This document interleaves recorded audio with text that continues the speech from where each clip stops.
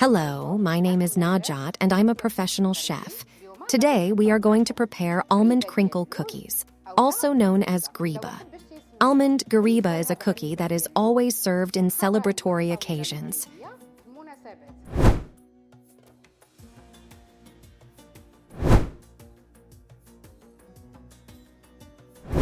To prepare this ghriba, we will need blanched almonds, then have been left to air dry overnight, sugar, eggs, orange blossom water, salt, honey, extra sugar that we use to crush the mastic gum, baking powder, melted butter, lemon zest, orange blossom water, special icing, sugar.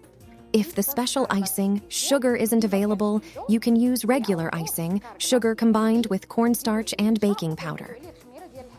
Sift the mixture and it's ready to use. First of all, let's blend the almonds.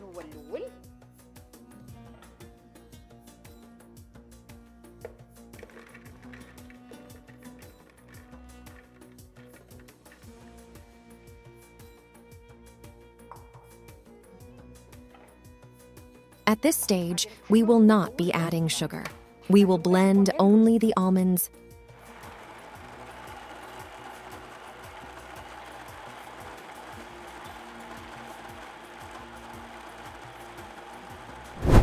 Check up to see if they're ready.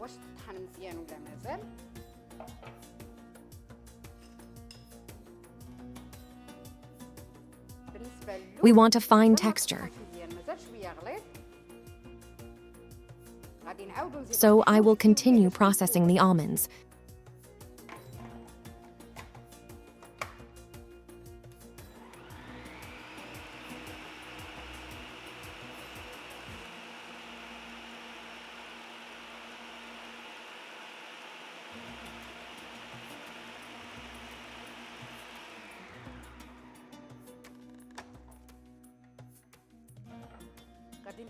Stir with a spatula to make sure that all the almonds are being blended. It's essential to also remember to scrape the sides.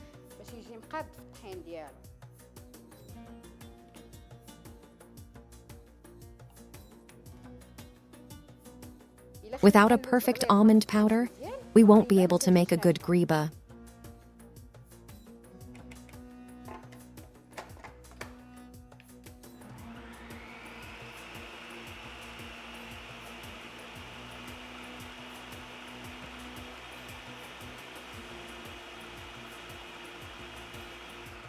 Moving forward, we will add sugar before blending a second time. Add all the sugar at once to the almonds.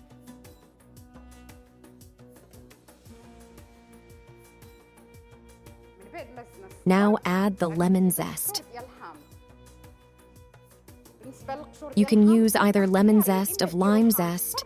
If you don't like either, you can also use orange zest. Remember to grate only the yellow peel of the lemon since the white tends to be quite bitter. We will resume blending until the sugar is finely ground.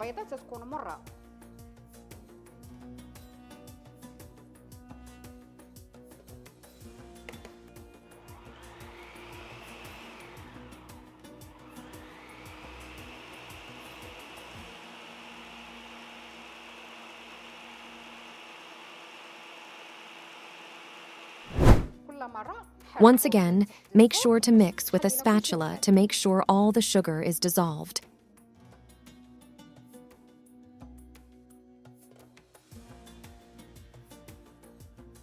Repeat this procedure once more.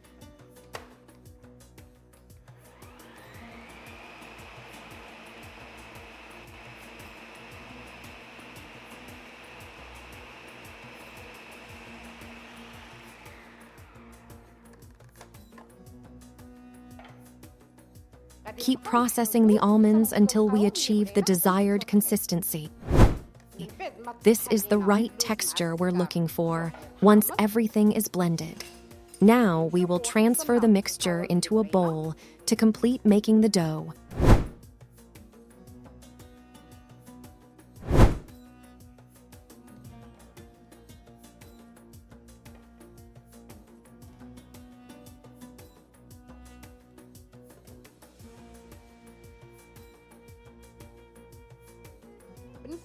We incorporate the lemon zest in the first step in order to infuse the sugar and almonds with its flavor.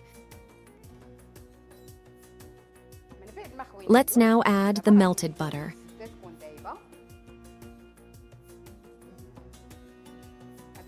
Then honey,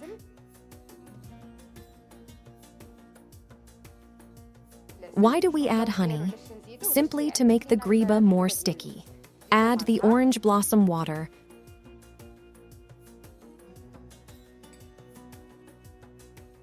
Salt. Baking powder. And before adding the remaining ingredients, let's crush mastic gum with a little granulated sugar. Avoid adding too much mastic gum as it can be bitter. We add 1 TSP of sugar to the mastic gum, then we can crush them.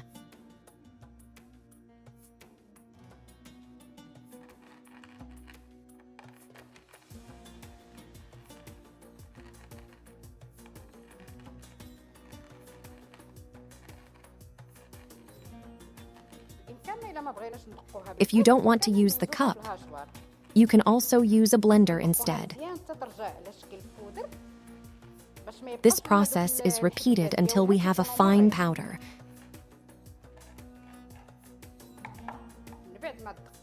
We take 1-2 TSP of the powder and add it the almond mixture. Now that all of the ingredients are combined, we will start mixing using our hands.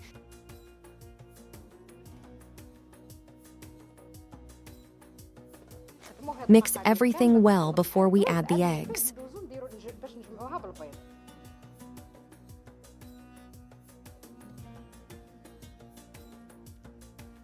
Now that everything is combined, it's time to add 1 egg.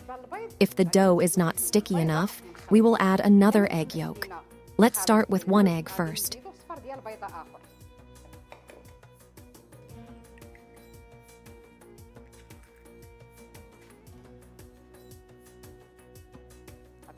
We mix and simultaneously knead the dough.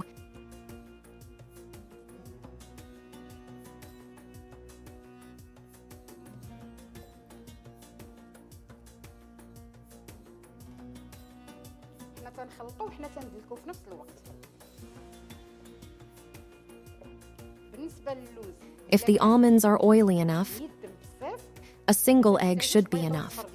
I feel like the mixture still needs another egg yolk.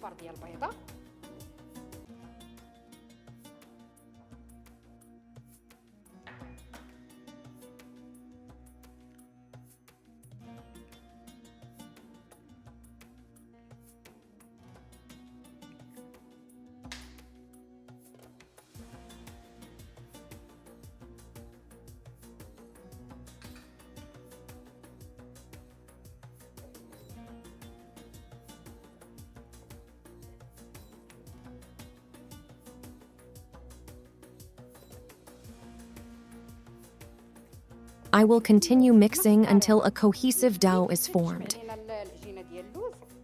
Now that the dough is covered, let it rest for 10 minutes before shaping it to individual cookies. This is the right texture you are aiming for, a moist, sticky consistency.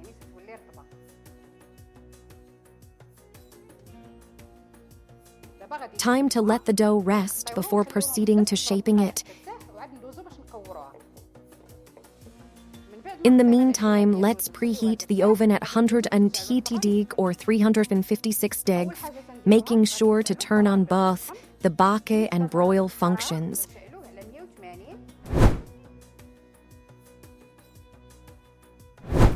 After 10 minutes, we will start the process of shaping the dough. First of all, we moisten our hands with orange blossom water. This helps the icing sugar stick to the almond dough. Try to make all the cookie dough balls equal in size.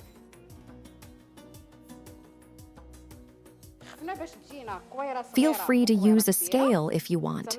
For example, O will weigh this ball on the scale. Each ball should weigh about 19 grams or 0.67 ounces. Once again, I will moisten my hands with orange blossom water, shape the balls, then coat them with icing sugar. Repeat the procedure until the entire dough is shaped. Place the cookies in the icing sugar. Next, we'll coat the dough balls generously with icing sugar and arrange them on the oven tray before baking. We cover the balls with icing sugar, sprinkle some on your hands, pick up one ball at a time, then add more icing sugar on top. Gently move the dough ball to make sure it is fully covered. Add more sugar if needed. Place the cookies on the baking tray. Make sure to separate the cookies as they expand when they bake. This prevents them from sticking together while cooking. We repeat the same steps as before until all the dough is used up.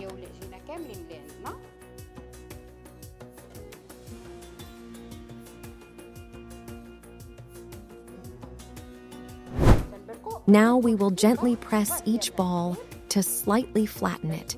Use your thumb and press lightly to create cracks on the surface. The sugar should still be sticking to the dough.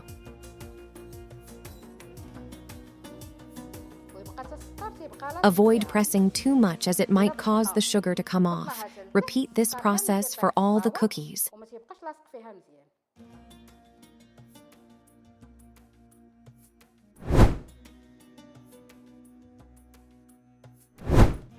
Now we will place them in the oven. Put the oven tray on the upper rack. Start with 5 minutes of baking to allow the cracks to form. Then we will turn off the broiler and then continue cooking for another 5 minutes to complete the baking process.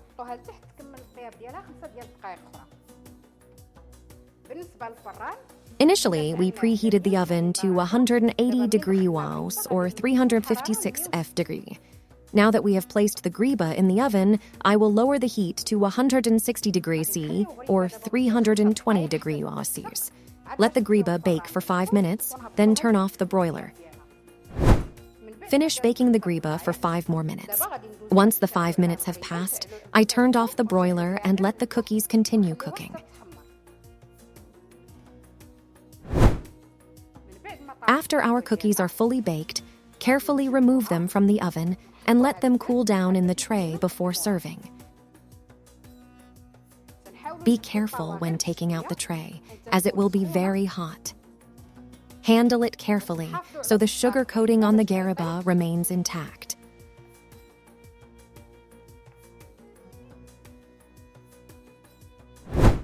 This is the final Almond Ghriba.